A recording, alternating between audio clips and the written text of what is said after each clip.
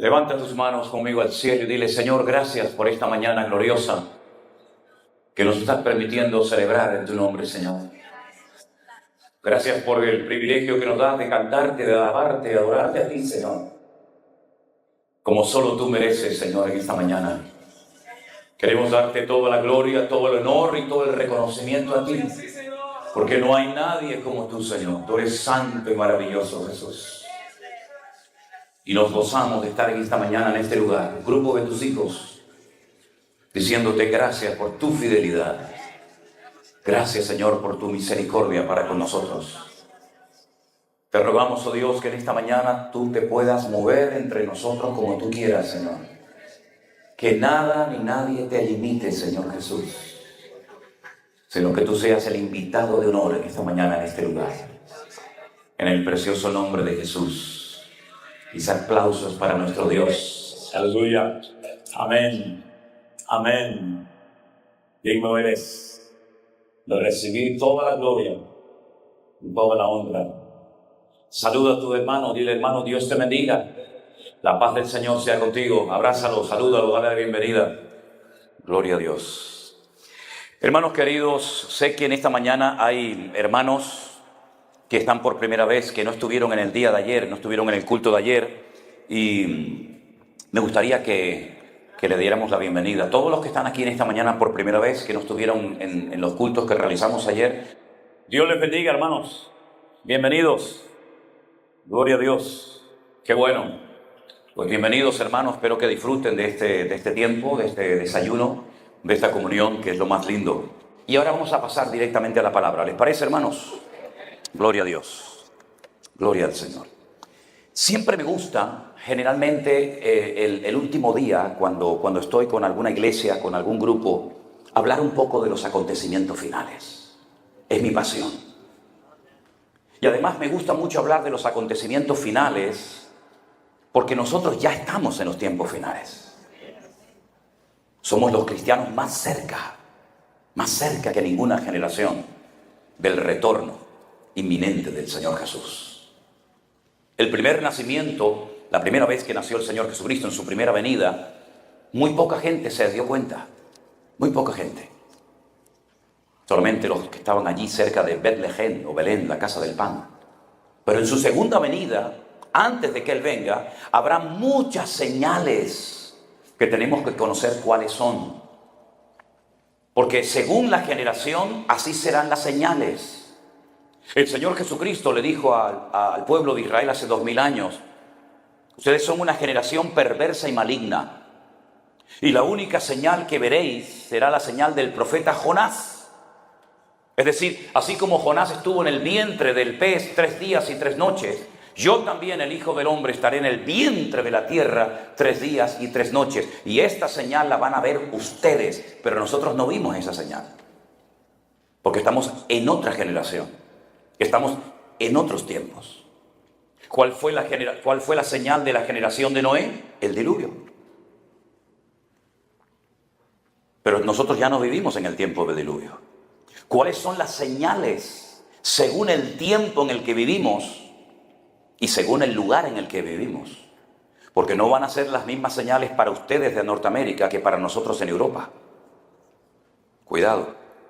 Y es muy importante saber qué señales voy a ver en mi país, qué señales voy a ver en mi generación y cómo puedo prepararme para poder discernir y comportarme en consonancia con dichas señales. Entonces vamos a empezar con la primera lectura de hoy, que se encuentra en Segunda de Tesalonicenses, el capítulo 2, por favor. Si han traído su Biblia, si no, no pasa nada. Voy a leer a partir del versículo 1 en adelante. Jeremías, ¿me das un poquito de agua? Segunda de Tesalonicenses, el capítulo 2. Ahí está. A partir del verso 1, gracias. ¿Tienen el texto? Vamos a ir poco a poco, porque esto es, como yo digo, como los eslabones de una cadena. Un versículo nos lleva al siguiente y el siguiente al siguiente, y así vamos a recuperar toda la información para poder llegar a conclusiones correctas en esta mañana, ¿ok? Versículo 1 dice: con respecto a la venida de nuestro Señor Jesucristo y nuestra reunión con Él, os rogamos, hermanos, que no os dejéis mover fácilmente de vuestro modo de pensar, ni os conturbéis, ni por espíritu, ni por palabra, ni por carta como si fuera nuestra, en el sentido de que el día del Señor está cerca. Nadie os engañe en ninguna manera, porque no vendrá sin que antes venga la apostasía y se manifieste el hombre de pecado, el hijo de perdición, el cual se opone y se levanta contra todo lo que se llama Dios o es objeto de culto, tanto que se sienta en el templo de Dios como Dios, haciéndose pasar por Dios. ¿No os acordáis que cuando yo todavía estaba con vosotros os decía esto? Versículo 6. Y ahora vosotros sabéis lo que lo detiene, a fin de que a su debido tiempo se manifieste, porque ya está en acción el misterio de la iniquidad, solo que hay quien al presente lo detiene hasta que Él sea quitado de medio.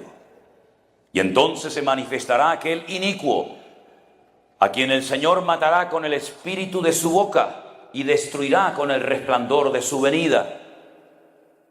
Inicuo cuyo advenimiento es por obra de Satanás, con gran poder y señales y prodigios mentirosos, con todo engaño de iniquidad para los que se pierden, por cuanto no recibieron el amor de la verdad para ser salvos. Por esto Dios les envía un poder engañoso para que crean a la mentira, a fin de que sean condenados todos los que no creyeron a la verdad, sino que se complacieron en la injusticia. El lugar donde menos tiempo estuvo el apóstol Pablo fue en esta ciudad llamada Tesalónica. Solamente estuvo 3 semanas. 3 semanas y se fue.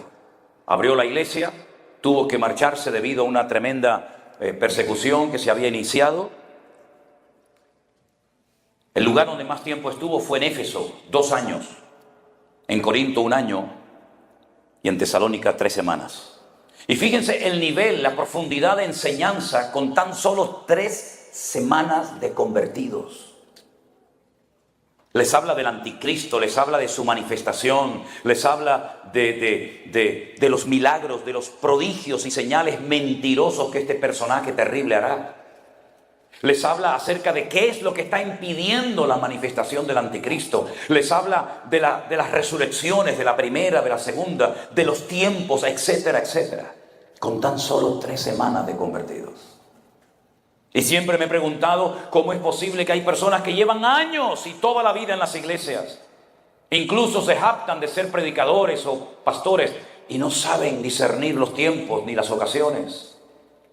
Y dicen, uy, ese libro es muy difícil, hermano, yo no estoy preparado, yo no estoy capacitado para dar esas clases o esas enseñanzas. Cuando yo creo que hoy en día más que nunca se tiene que hablar a las iglesias del libro del Apocalipsis y de las profecías y de lo que está próximo a acontecer en el mundo, que nos va a afectar en gran medida a muchos de nosotros. Ahora, mis queridos hermanos, lo que Pablo hace en este pasaje tan interesante que hemos leído es dar una cronología de los tiempos. La Biblia, sabéis que no está en orden cronológico. El primer libro no debería de haber sido el libro del Génesis en cuanto a antigüedad, sino tal vez el libro de Job. Porque el orden de la Biblia o en la cronología de la Biblia no está en orden. Y por eso uno tiene que saber qué es primero, qué es después, qué es tercero, qué es último, qué es cuarto, qué es quinto. Pero en este caso jugamos con la gran ventaja de tener una información exacta en orden cronológico, tal y como se va a ir desarrollando. Y eso es una ventaja tremenda. Porque así no tenemos que inventarnos nada, sino simplemente ir paso a paso, texto a texto, viendo qué viene primero, qué viene segundo, qué es lo que permite que el texto 3 se cumpla, etcétera, etcétera. Hay 2 palabras en griego. Ustedes saben que el Nuevo Testamento se escribió en griego y el Antiguo Testamento en hebreo, salvo algunas partes en arameo del libro de Daniel. En el idioma griego hay dos palabras para hacer referencia a la venida de Jesús, del Mesías. Una es la palabra parousia y otra es la palabra epifanía. Las dos hacen referencia a venidas. Pero la primera palabra para la primera venida del Señor es la palabra epifanía. Cuando Jesús nació y vino por primera vez, eso es epifanía. Pero Pablo no está hablando de su primera venida. Pablo está hablando de una segunda venida, de una segunda aparición física, tangible, palpable del mismo Señor Jesucristo. Y entonces emplea otro término.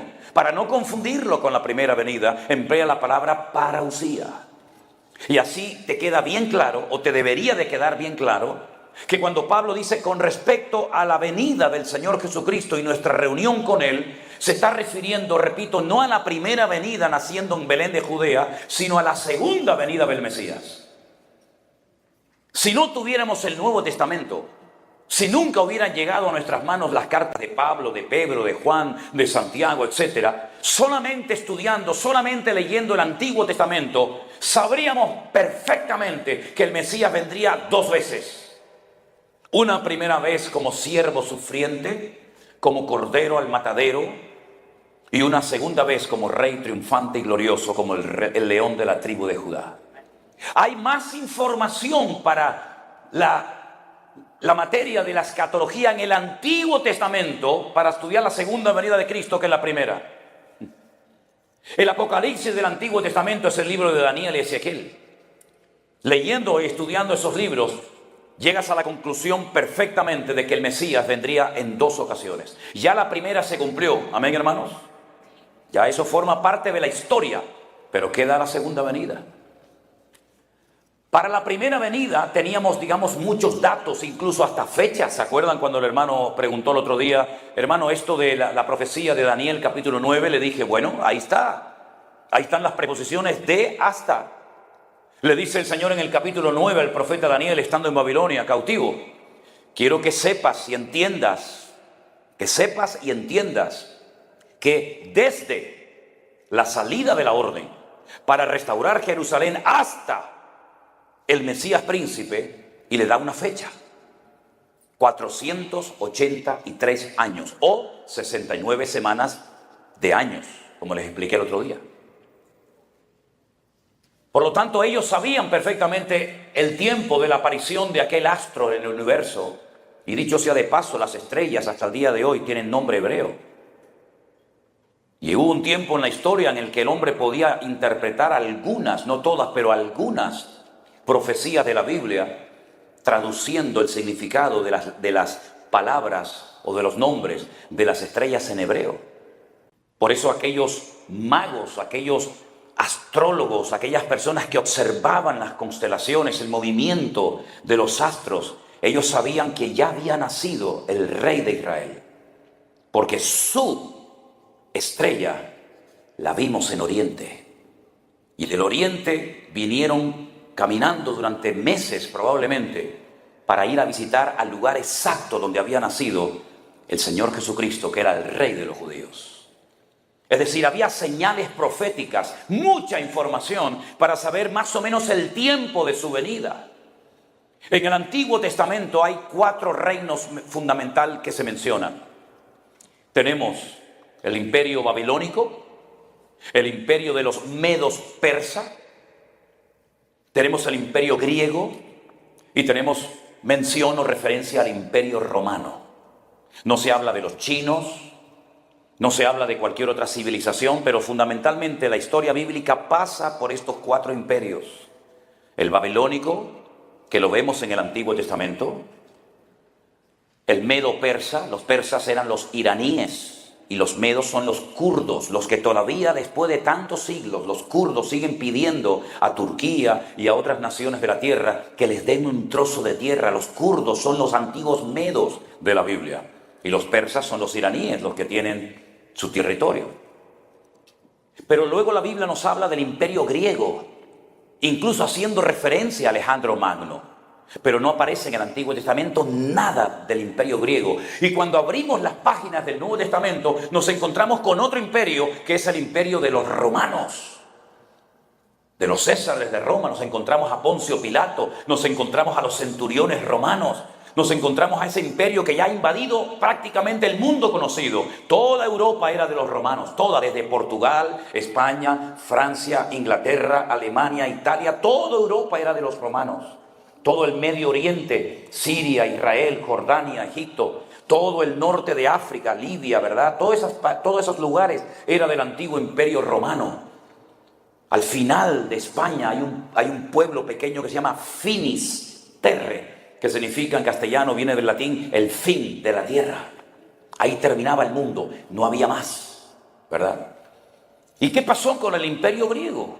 Porque se menciona en el Antiguo Testamento, pero no aparece en las páginas. Bueno, ustedes saben que la Iglesia Católica, en la ciudad de Trento, en Italia, en el siglo XVI, hicieron un concilio y allí decidió el Papa de turno meterle 7 libros más a la Biblia.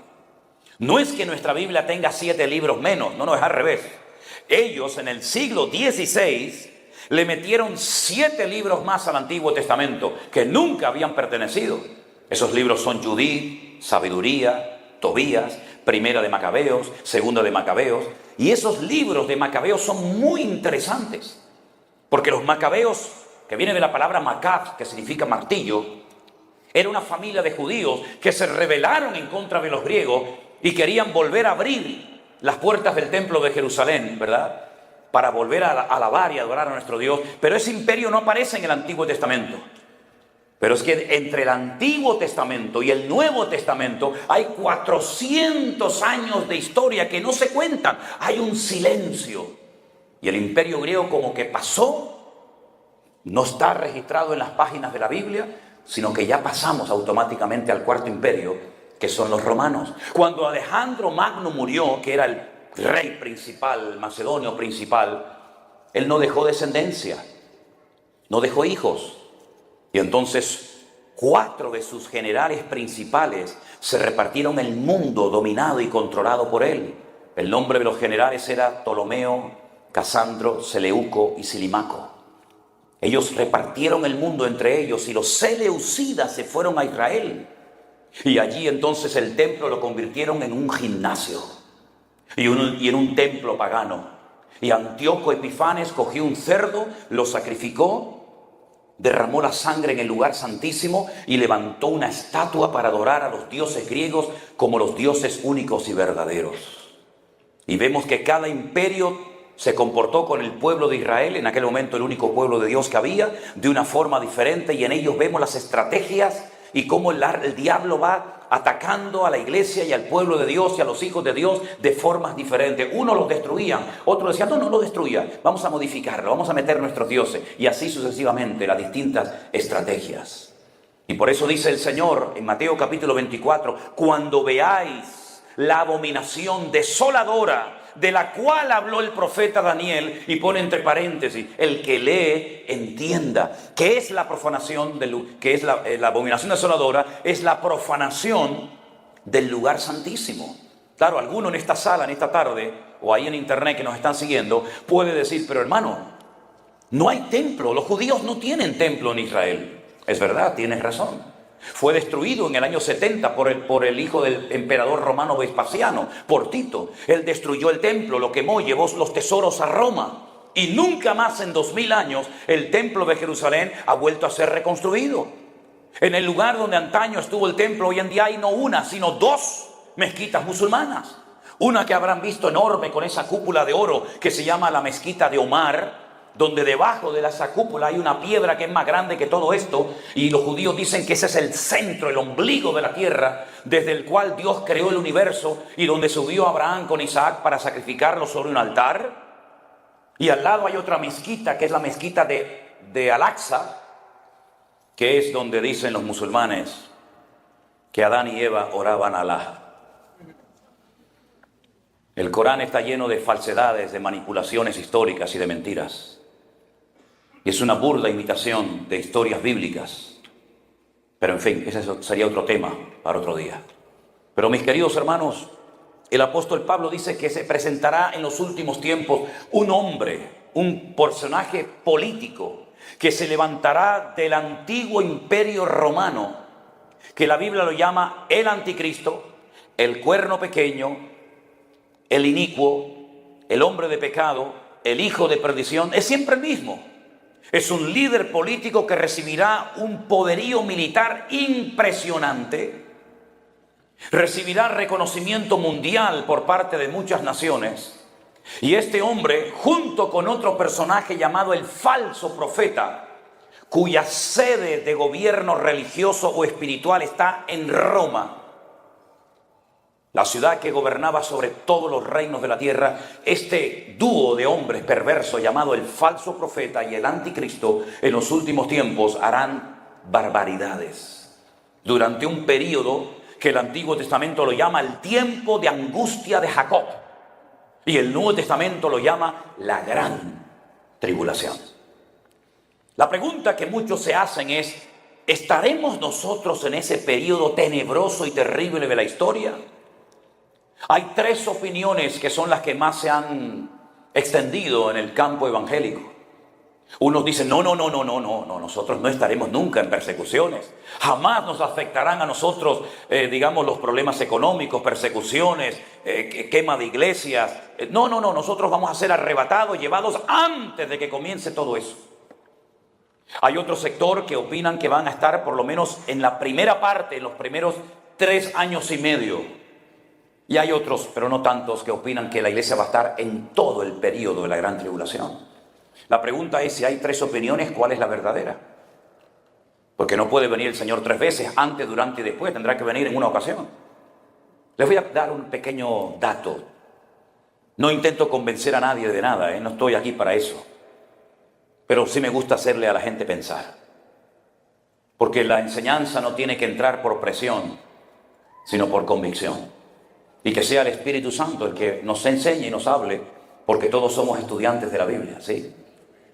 Durante siglos, durante muchísimo tiempo, estaba totalmente prohibido, mal visto que en una Biblia se incluyeran comentarios de hombres. Hoy en día saben lo que hay, ¿no? La Biblia de este, la Biblia del otro, la Biblia de fulanito, la Biblia de menganito, y ahí meten sus comentarios y sus opiniones, ¿verdad? Pero durante siglos eso no se podía hacer. La Biblia es la Biblia. Usted quiere un libro de comentarios, cómprelo aparte. Pero no le metan a la Biblia mapitas y datos y cronologías e información y opiniones personales del pastor no sé quién o del teólogo no sé cuánto. Eso no se podía hacer. La primera vez que eso se hizo en la historia, se hizo con la famosa Biblia de Scofield. Scofield fue un hombre muy reconocido teológicamente hablando. Y Scofield había oído que un sacerdote, que un cura, aproximadamente estamos ahora mismo como a 150, 170 años, desde ese comentario que hizo ese cura, dijo que la iglesia no pasaría por la tribulación, que la iglesia sería arrebatada antes de que comenzara ese periodo terrible de la historia. Y Scofield fue el primero en la historia que metió en la Biblia ese comentario de un cura. Durante casi 2000 años la iglesia nunca creyó eso. Estudien la teología de los hermanos en la Edad Media. ¿Qué creían nuestros hermanos en la Edad Media en Europa? ¿Qué creían nuestros hermanos hace 500, 600 años atrás? Nadie aceptaba esa opinión personal de este sacerdote. Pero fue Scofield, al meter en la Biblia el comentario de este hombre que decía que la iglesia no iba a pasar la gran tribulación, se popularizó, le agradó al pueblo cristiano porque lo decía Scofield. Y Scofield era un hombre reconocido. ¿Cuántas veces me habéis oído decir, diga lo que diga el pastor? Escriba lo que escriba el pastor. Si no coincide 100% con la palabra de Dios, no digan amén, hermanos. Analicen a la luz de las Sagradas Escrituras si verdaderamente eso es 100% bíblico o es simplemente una opinión. Todos tenemos derecho a opinar, ¿sí o no? Yo puedo dar una opinión, usted puede dar una opinión, pero hermano, por encima de su opinión o de mi opinión está lo que dice el Señor en su palabra. Y durante 2000 años, la opinión, el concepto, la idea generalizada del cristianismo era que ser cristiano era sinónimo de ser perseguido. De hecho, el apóstol Pablo, saben perfectamente que él decía, nosotros nos hemos sentenciado a muerte. Hoy te agarrarán a ti, mañana al otro, mañana a mí. Pero tarde o temprano los cristianos sabían que para ellos era un honor y un privilegio morir y derramar su vida por la causa del Evangelio. Ahora, ¿qué nos dice la palabra de Dios? Primero, que el anticristo se va a manifestar después de que algo o alguien, mejor dicho, que lo detiene, se ha quitado de en medio. Pero respondiendo a la pregunta, ¿pasaremos o no pasaremos por la gran tribulación? Miren, hermanos, el libro del Apocalipsis, la ventaja que tenemos también con ese libro es que se escribió en orden. No está todo alterado, sino que hay un orden. Usted simplemente tiene que seguir el orden para saber qué va a ocurrir primero, qué va a ocurrir segundo, qué va a ocurrir tercero, y así sucesivamente. El libro del Apocalipsis relata 21 juicios terribles. Esos juicios los clasifican en grupos de 7. 3 grupos de 7, 7 por 3, 21. 7 sellos, 7 trompetas y 7 copas de la ira. No existían los libros tal y como los tenemos hoy en día en nuestras manos. Existían pergaminos. Los primeros libros, o el primer libro que se imprimió fue la Biblia en el Renacimiento, en Europa, en la imprenta de Gutenberg. No había libros, eran pergaminos, eran rollos. Y para que se guardara un poco la privacidad de la escritura, pues se ponía un sello, se lacraba con velas, se derretía y se sellaba para que nadie pudiera leer el contenido del libro. Lo que el Señor le está diciendo a Juan, dice, mira, este es un rollo donde cuento la historia de los últimos tiempos. Y entonces dice que está con 7 sellos, 7 precintos, para que nadie lo pueda leer, nadie pueda saber lo que pone ahí. Y un anciano en visión le dice al apóstol Juan en el Apocalipsis, ¿quién es digno de abrir este libro? ¿Quién es capaz aquí en todo este firmamento, en todo este universo, de abrir este libro? Y dice que Juan lloraba y lloraba, dice, porque no había nadie digno. No solamente de abrirlo y leerlo, ni siquiera de mirarlo. Pero por ahí se oye una voz que dice, no llores, Juan, porque el león de la tribu de Judá,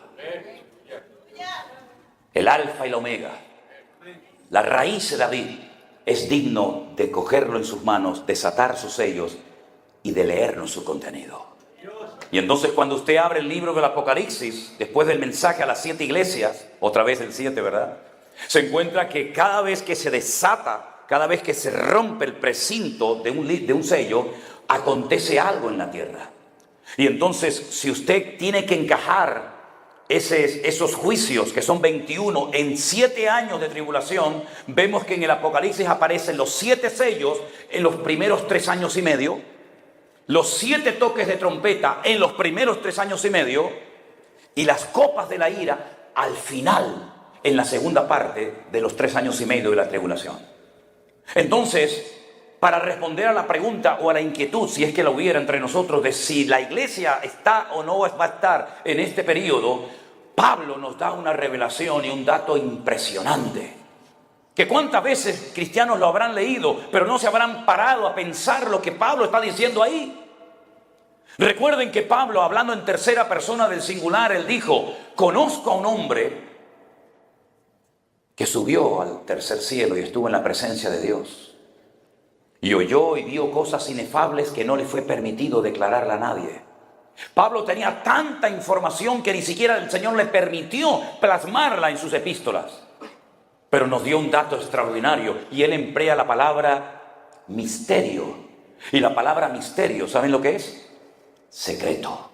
Les voy a contar un secreto. A ustedes, hermanos, miembros de la iglesia de Corinto, y a todos los hermanos a lo largo de la historia, les voy a contar un secreto para que sepan bíblicamente, no por un sueño, por una visión o por una emoción pasajera, sino bíblicamente, sepan ustedes algo que les va a ayudar a estar preparados para ese tiempo final. Vengan conmigo a 1 Corintios, por favor, capítulo 15. 1 Corintios, capítulo 15, el capítulo que habla de la resurrección. En este precioso capítulo extraordinario, el apóstol Pablo nos da una información extraordinaria. Él habla acerca de la resurrección de los creyentes, cómo van a resucitar, qué tipo de cuerpo van a tener, sin ningún tipo de limitación de espacio ni de tiempo. Pero fíjense lo que nos dice 1 Corintios capítulo 15, en el versículo 51. 1 Corintios 15, 51. He aquí, os digo un misterio.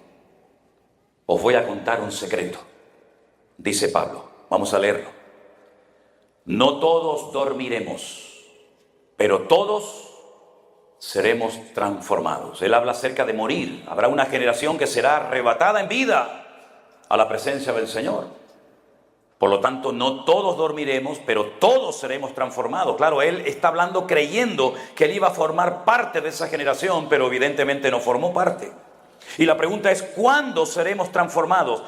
Dice aquí, en un momento, en un abrir y cerrar de ojos. ¿Cuánto tarda usted en abrir y cerrar sus ojos? Así, milésimas de segundo. En un momento, en un abrir y cerrar de ojos. ¿Cuándo?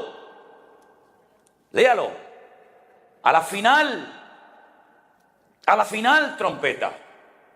Porque se tocará la trompeta y entonces los muertos en Cristo serán resucitados incorruptibles y nosotros seremos transformados. Se producirá una metamorfosis, que es la palabra griega, de gusano a mariposa, ¿verdad? ¿Qué prefiere ser, gusano o una hermosa mariposa? Pues ahora el cuerpo que tienes, por mucho que presumas, es un gusano. Mira, algunos piensan que son un pavo real. Ni a gallina llegamos. Dice, será transformado, una metamorfosis de algo como lo que vemos a algo hermoso y espectacular, que no conoce limitaciones, que puede vivir una eternidad, que puede trasladarse simplemente pensando quiero estar allí, cuando lo piensas ya estás allí, exactamente igual que las características del primer hombre en el jardín del Edén, que no sudaba, un hombre que era capaz de meterse debajo del agua 5 horas y no se ahogaba, un hombre que era capaz de oír la voz de Dios, un hombre que veía un animal y veía la esencia del animal, lo veía por dentro, era una visión penetrante de la realidad de los seres vivos. Porque, como pequeño dato, nosotros tenemos una visión muy limitada de las cosas, pero Adán podía ver tu corazón, tus pulmones, tus hígados, tus riñones, podía penetrar por todas tus entrañas y ver todo tu ser. Dios creó a los animales y los dejó sin nombre. No les puso nombre, le dijo a Adán, hazlo tú. Ponle tu nombre a los animales. Yo lo sé, hago, pero ponle tu nombre a los animales. Por eso yo cada día le pongo a un día un nombre. Hoy será día de victoria. Hoy será día de paz. Hoy será día de sabiduría. Hoy será día de gozo. Porque esa capacidad de nombrar las cosas, Dios se las delegó al hombre. Y por ejemplo, pasó por allí un perrito y lo miró a Adán y dijo, un caniche, un pastor alemán, un bulldog. No, eso no. Ni siquiera dijo perro, sino que lo miró, se quedó observando y dijo, tú serás llamado Caleb. Y juntó la palabra col y la palabra lev y formó un término nuevo que lo llamó Caleb. Col, todo, lev, corazón. Y llamó al perrito todo corazón. Y llamó al león que comía paja y te podías acostar. Ese es el sueño de mi vida, dormir con un león. Me encantaría ahí abrazarlo, ahí la melena esa, es una gozada cuando veo esos hombres que entran a una jaula y abrazan a un león y se te encarama, es algo, aunque el león apesta, dicho sea de paso, pero bueno, y lo llamó Agei, el que mete miedo. Pero no metía miedo, pero él vio la esencia en el futuro, y así un estudio muy lindo del nombre de cada animal, ¿no? Pero no es el tema ahora, ¿verdad? Pero ¿saben qué, mis queridos hermanos? Es como si yo dijera, esto tiene hidrógeno, esto tiene oxígeno, pero yo no lo veo el oxígeno, pero Adán sí lo veía. Dice, esto tiene hidrógeno y oxígeno, por eso cuando bebes agua, es un alivio, tu cuerpo nota que ha entrado hidrógeno, que ha entrado oxígeno a tus venas y te alivia, porque es una fórmula química que es lo que hace que ese elemento sea indispensable para la vida, ¿verdad? Y entonces lo que hace nuestro Dios es mostrarnos que algún día nuestros cuerpos se van a transformar de tal manera que aunque podamos reconocernos sin necesidad de preguntarnos cómo te llamas. Porque Pedro vio a Moisés y Pedro vio a Elías y dijo, mira Moisés, mira Elías, y habían desaparecido del planeta Tierra hacía siglos, pero ellos los reconocieron porque no habrán imitaciones de ningún tipo. Todas las enfermedades desaparecerán, los ciegos verán, los mudos hablarán. No sé en qué edad nos quedaremos, si uno murió con 80, si se queda con 80 o el de 20, no, ya eso no lo sé. Pero lo que sí sé es que va a ser la perfección absoluta. ¿Y cuándo se producirá ese cambio? A la final trompeta. ¿Y cuántas trompetas menciona el libro del Apocalipsis? 7. ¿Y cuándo suena la séptima trompeta? Después de los 7 sellos. Y al final de la séptima trompeta ya han pasado 3 años y medio de lo que llamamos la gran tribulación. Y a la mitad de la semana o a la mitad de los 7 años se produce este acontecimiento glorioso de la resurrección de los muertos. Y vamos a la presencia del Señor, y es entonces cuando aquel inicuo terrible entra al lugar santísimo y lo profana y dice, a partir de hoy me van a adorar a mí. Y a partir de hoy este templo es un templo que se ha levantado para mí. Y el falso profeta y el anticristo engañan a las naciones y dice, y ahora, para tener un control mundial de la población, ahí en ese momento, no antes, vamos a meterles un chip, un aparatito dentro de su cuerpo, para controlarles a donde quiera que vayan, como los animales. Y hacía que a grandes, pequeños, hombres, mujeres, blancos, negros, ricos, pobres, fueran marcados como los animales, y nadie puede comprar, nadie puede vender, nadie puede cobrar su sueldo, nadie puede poner combustible en una gasolinera, nadie puede ir a un supermercado, nadie puede hacer nada si no pasas la mano y reconoce la máquina que llevas ese aparatito dentro de tu cuerpo, alimentado por una pequeña batería de litio que si te lo quieres quitar se abre y te envenena la sangre y te mueres al momento.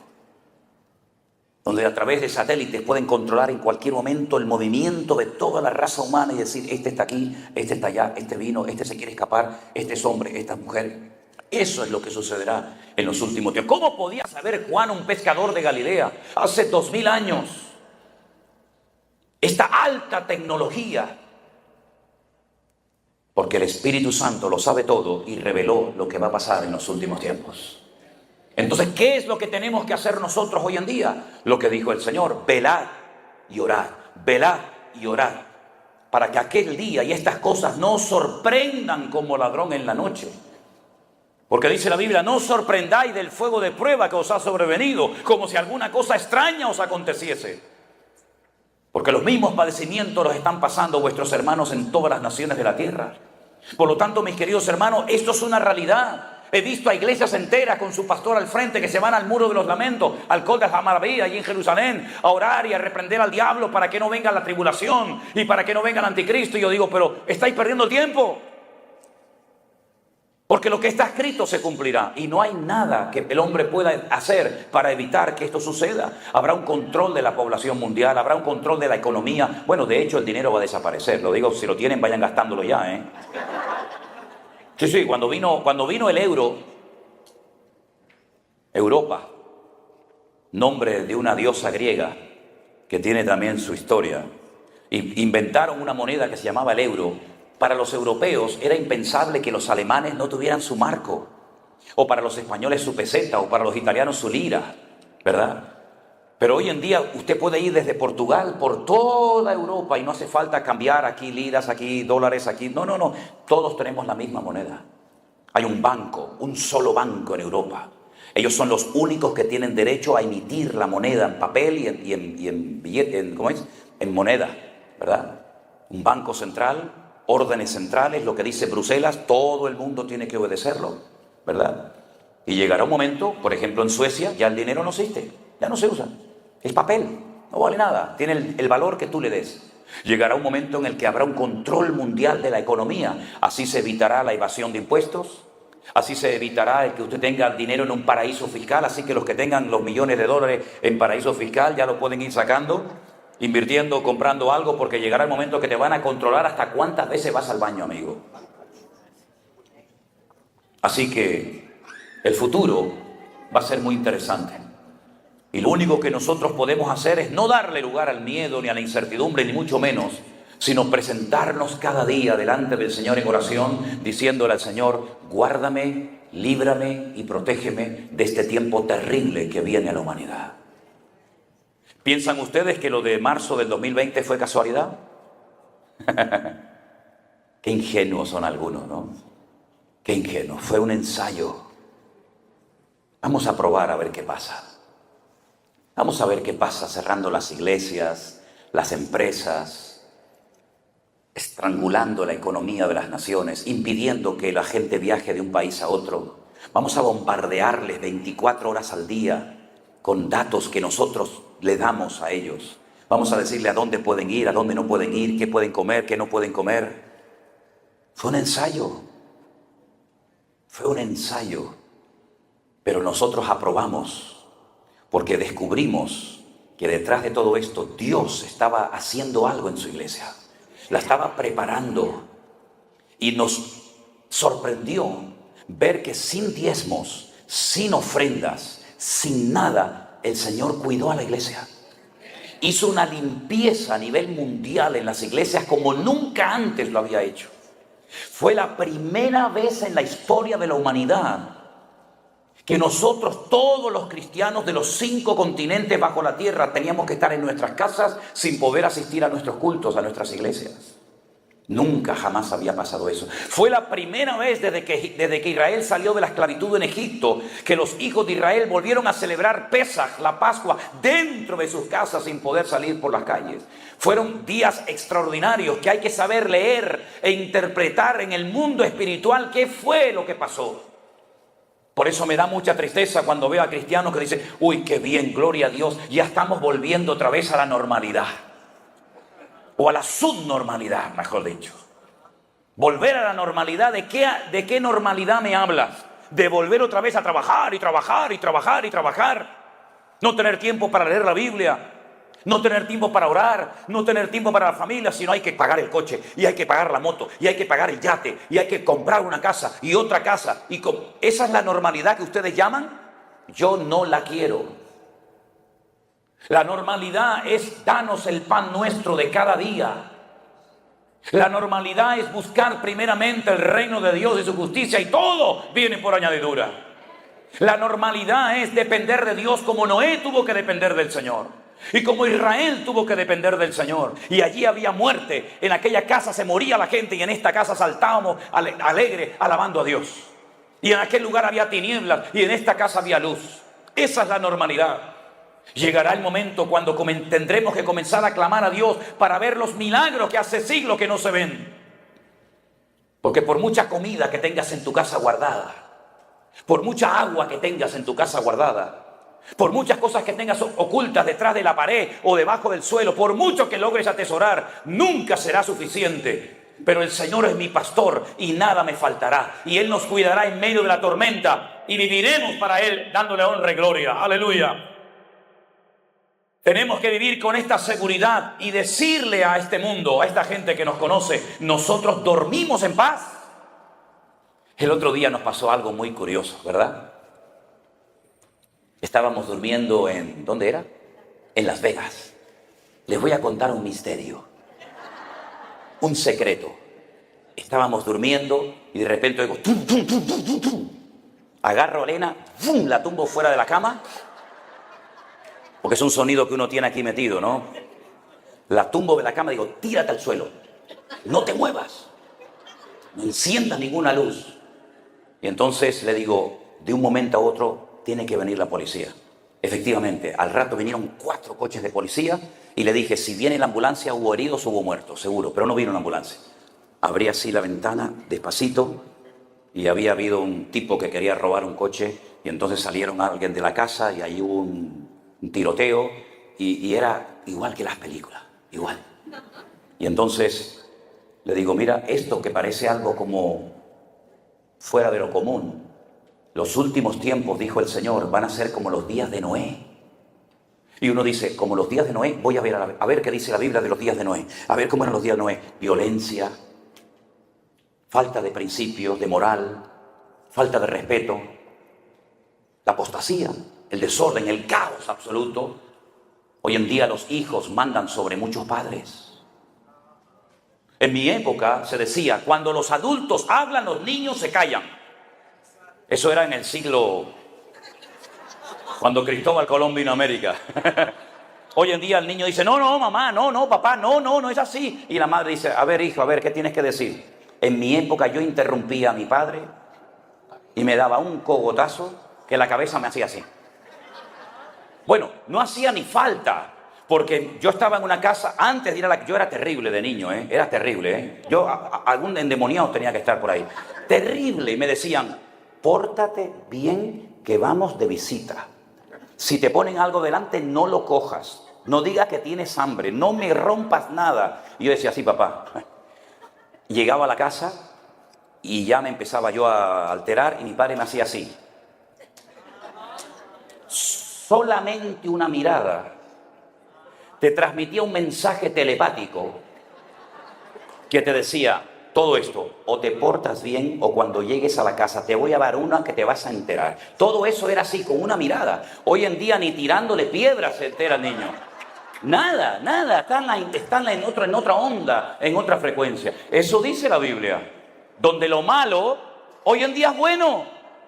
Y lo bueno de hoy, antiguamente era malo, pecado y hasta un delito. Donde lo dulce es salado, lo salado es dulce. Donde ya no hay moral, no hay principios. Donde el muchacho está en su aula de la clase, de la escuela, hablando por el teléfono, no puede decirle nada al maestro, por lo menos en Europa, porque los derechos, son los derechos y las obligaciones, ¿dónde están? Todos son derechos, todo el mundo tiene derechos. Pero la Biblia también, es verdad, habla de derechos, pero también habla de principios. De respeto al mayor. La Biblia dice que cuando un señor con canas, por cierto, yo ya tengo algunas para que lo sepan, aunque son evidentes, ¿no? Dice que cuando viene una persona con canas a saludarte, usted se tiene que poner de pie. Eso lo dice la Biblia. Nunca saludarás al anciano de Israel canoso sentado. Es un respeto, ¿verdad? Un buenos días, buenas tardes, gracias, por favor. Todo eso se está desapareciendo. Violencia, agresividad por todas partes, ¿verdad? Asesinatos, crímenes, violaciones, todos los días, como los días de Noé, exactamente igual. Una promiscuidad sexual sin límite, todo vale. Una niña con 12, 13, 14 años sabe más que una mujer de 40 hace años. Y te puede dar lecciones de cómo y cuándo y etcétera, etcétera, ¿verdad? Eso dice la Biblia que va a pasar en los últimos tiempos, donde faltará el amor, faltará el respeto. Hoy en día la profesión de más depresión en España, ¿saben cuál es? Los maestros de las escuelas están deprimidos, han perdido la autoridad. En mi época, cuando el profesor me castigaba y llegaba a mi casa y me decía, papá, el profesor me castigó y me decía, algo malo habrás hecho. Y encima me daba él también. Hoy en día, papá, el profesor me castigó y el padre va, le pega al profesor, lo denuncia, lo manda a la policía, lo manda al juzgado, lo mandan al Alcatraz 30 años. Increíble, es una locura de vida. Es que exactamente igual que los días de Noé. Por eso qué difícil es ser padre hoy en día. Porque encima, si dices alguna cosa, el tipo va y te denuncia. Todo el derecho a los menores, ninguno a los padres. Eso es normal hoy en día. Y es lo que dijo el Señor. Anarquía, falta de respeto, falta de moral. Las iglesias solamente tienen de iglesia el nombre. Pero muchas iglesias son peor que las del mundo. Adulterio, fornicaciones, gente enganchada a la pornografía, celos, envidias, divisiones, peleas, quítate tú para ponerme yo. Y a eso llaman iglesia. Eso hace muchos años que dejó de ser iglesia. Pastores que se han aprovechado de la gente en vez de servir a la gente. Por ganancias deshonestas son capaces de inventarse cosas que ni existen hoy en día con tal de sacarle la plata a la gente de los bolsillos. Y hoy en día es normal que el pastor viva como un marajá, como el rey de Arabia Saudita, y el pueblo siempre dando y nunca llegan a conformar a esa persona.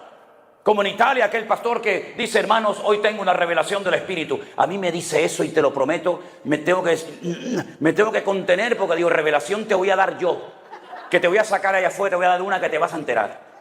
se tumbó en el púlpito y dijo: hoy el Espíritu dice, cúbrame con billetes, cúbrame con dinero. Sinvergüenza, es un hombre para meterlo en Alcatraz 200 años, hombre, pero solo, a pan y agua. Y la gente va.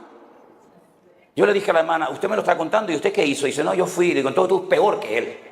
Usted es copartícipe de su desorden. Todo eso lo hemos denunciado en estos últimos 2 años para que la gente se despierte y se dé cuenta de que estas señales no son casualidad, sino son las señales de los últimos tiempos.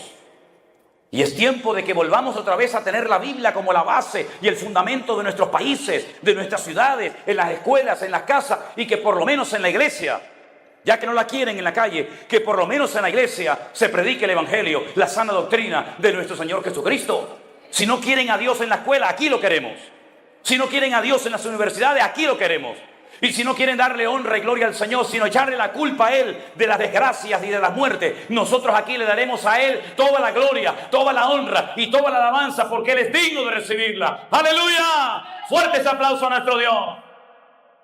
Y Él viene pronto, mis hermanos. Él viene pronto. Prepárense. ¿Quieres seguir llevando tu vida de jefe?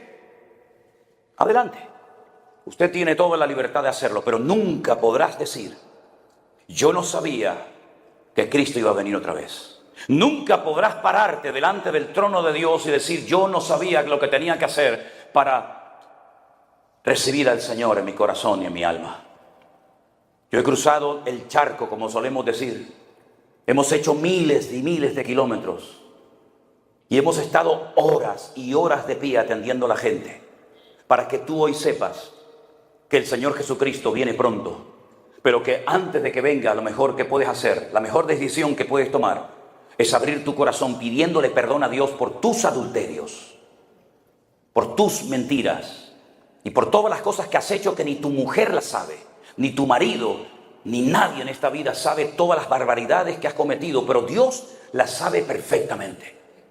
Y Él no viene para reprocharte nada, Él viene para salvarte, para limpiarte, cambiarte y perdonarte. Pero si hoy el Señor te está hablando y cierras tu corazón, nunca tendrás la excusa de decir: yo no sabía nada. Yo te he estado predicando más de 1 hora la palabra de Dios en esta mañana. Te he citado textos bíblicos, te he puesto ejemplos, has aplaudido, has reído, has hecho todo lo que has querido, pero ahora es el momento más importante de esta reunión. Es el momento en el que te pregunto: ¿qué vas a hacer? ¿Qué vas a hacer con todo esto? Ah, muy interesante, muy bonito, que tomé anotaciones, qué interesante, qué bien lo que di. No, a mí no me interesa eso. Tú no puedes salir por esa puerta en este día sin haber tomado la decisión de seguir a Jesús. Si el Señor Jesucristo en este momento apareciera visiblemente por este salón de este hotel y subiera a esta plataforma y te mira la cara y te dice: ¿quieres que sea tu Señor y Salvador o me vas a crucificar otra vez? ¿Quieres que entre en tu vida, en tu corazón y en tu familia? ¿O tu arrogancia y tu soberbia es tan inmensa que te impide ver mi amor y mis heridas y mi costado abierto por amor a ti? Cierra tus ojos en este momento, mi querido hermano y amigo. A la inmensa mayoría de ustedes yo no los había visto en mi vida. No sé si nos volveremos a ver otra vez en esta tierra, no lo sé. Pero hoy es el día aceptable, es la oportunidad que Dios te está dando. Valórala para conocerle. Yo me rindo a Él, para servirle, para adorarle. Señor, yo te pido que en esta tarde, en esta mañana, en este lugar, tu Espíritu Santo toque los corazones de aquellos que aún no te han recibido